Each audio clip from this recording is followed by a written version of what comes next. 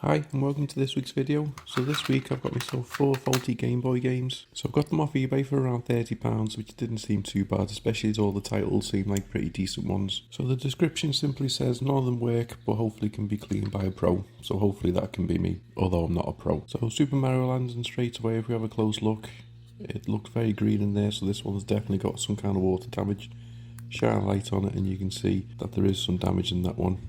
Super Mario Land 2, it doesn't look too bad.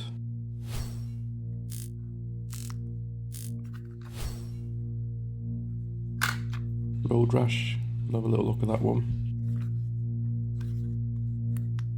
Again, that one looks okay inside. And then Donkey Kong Land 3, we'll have a little look at that one as well. Condition again, not too bad. And then all the pins look okay as well. So I'm going to save the Mario Land until last, as that one is noticeably the worst, and then we'll go through the others to begin with. So starting with Donkey Kong Land 3, so we pop that into my Game Boy, and then we turn on so the Nintendo logo comes down, which is always a good sign. And then it's starting up. Seems to be a save on there, and then we'll just start and see what we can do. And the game loads, so I'll have a quick go of it. I've never played it before, so it won't be very good. But it all seems to be working really well, so I think this one's okay.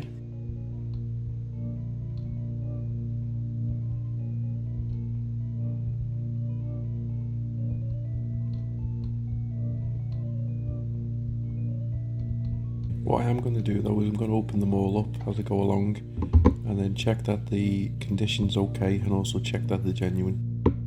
So I struggle my way to get the screw out, but I managed to do it. I do need to get a better or a genuine screwdriver that gets open Game Boy games. And we open up and have a look inside, and it looks really clean, it looked really good, and I'm no expert, but it looks like it's a genuine cartridge as well. So no corrosion or issues with this one, so I think this one's fine. So I'll say this one works pretty good. Put it back together.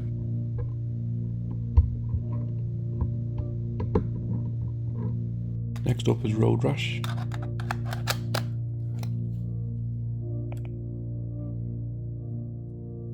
So again, it turns on, the logo comes down, not pixelated, which is good. And then starting to load. So we'll see if we can have a quick go. And yeah, seems to be working fine. Top notch graphics. So the same again, I'm going to open this one up, make sure that it's all okay inside. So we get the screw out. Just slide the front off. And then there it is. Again, no corrosion on it. Looks really clean, looks legit. Both sides, so that looks like another good one. So we'll pop that back together.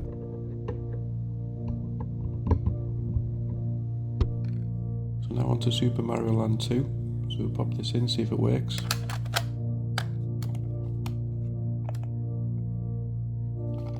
So again, Nintendo logo good. We'll see if it gets past that. It does. And then we'll see if we can start a game, which we can. Me playing poorly again. So another cartridge that works fine. So we'll open it up just to make sure again that it's genuine, it looks okay inside.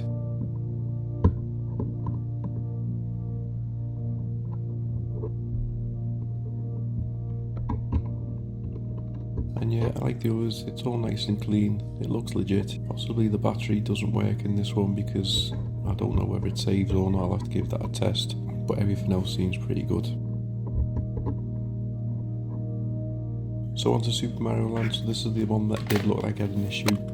So we get the screw out, we'll open it all up, see what we have inside.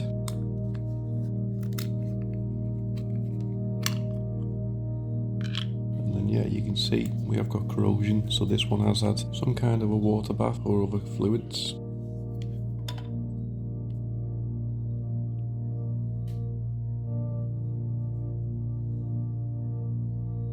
So I'm just going to get some isopropyl alcohol and give it a quick clean, give it a quick once over to get the initial greenness off.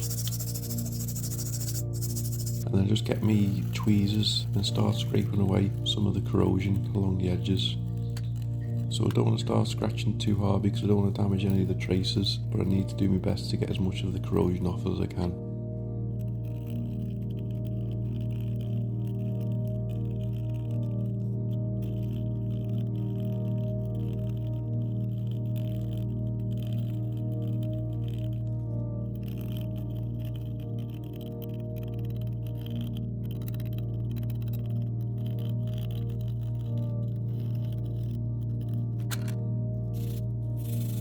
If it's not going to work, this is more likely going to be one of the issues, that one of these traces is going to be damaged. But I'm going to give it a good clean to begin with, and then we'll give it a test to see if it works or not. So looking at some of these traces, they do look a little bit rough, so I'm just giving them a bit of a scrape. So I'm not having high hopes for this, but we'll see what happens once we get to the final testing stage. So another little clean over with isopropyl, and I'm going to put it back together, and I'm just going to see what it does within the Game Boy. Pop it back in the case, slide it back in. Obviously we don't need to put the screw back in it just yet.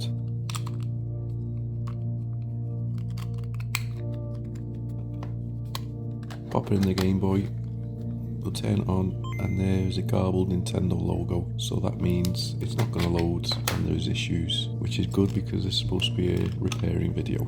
So we get it under the microscope. So we're just going to go along from the top and see if any of the traces look damaged. So I wasn't sure about this one at the top, but it seems to be okay for now.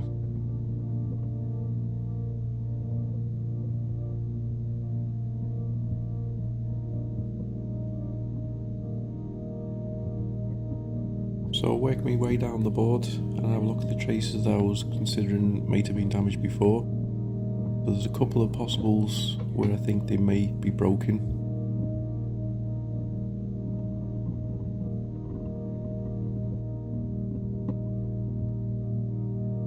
So I'll just flip it over and I can see there's a few bits on the back that need cleaning, so I'll just give them a little scrape.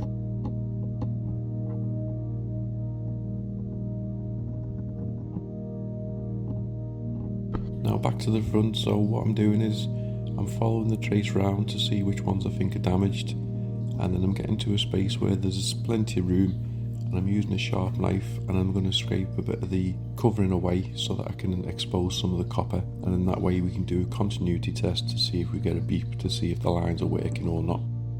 So these are the first two that I'm going to test. So I put one end on the pad and then the other end where I've traced, and then if it beeps it means that the line is working. So I'm not getting a beep on this first line when I touch it to the copper pad. I am getting a beep on this second line. So just check the ground pad as well, making sure that I'm getting a beep, which I am. So that one's fine as well. And then I'm just checking a few random ones where there's wires that go through, just to make sure that I'm getting beeps from them all.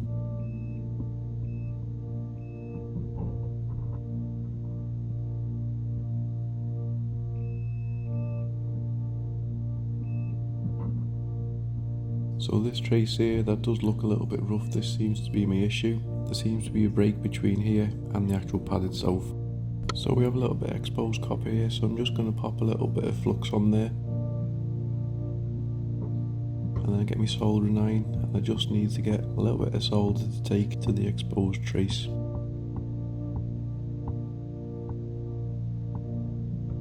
Then I get some 0.1mm enamel wire, solder onto one end. And then I'll just use my tweezers to bend it round.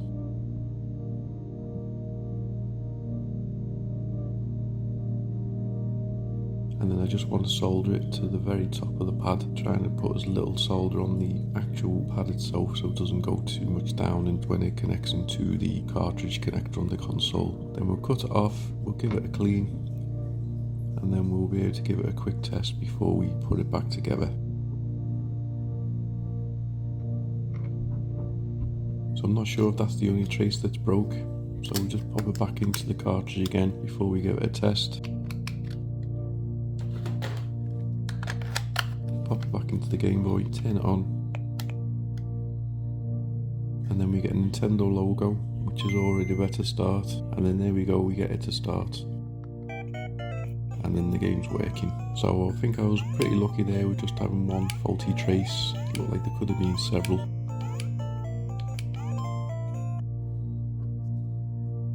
So I'm going to put some of this solder mask onto it, so this will protect the wire that I've put on. I can also put on the traces that I scratched before when I was doing my testing. So the way this works, it's just like a little paste. You just pop it onto wherever you want to protect, spread it all out, and then it comes with a UV light, and you put the UV light on it for a couple of minutes, and then this will make it go hard and protect it. And then that's it. So I bought 4 faulty cartridges. Unfortunately only the one of them was broke, and to be honest it was an easy fix that I only had one faulty trace to repair, and it could have been more. So thanks again for watching. Please like, comment and subscribe.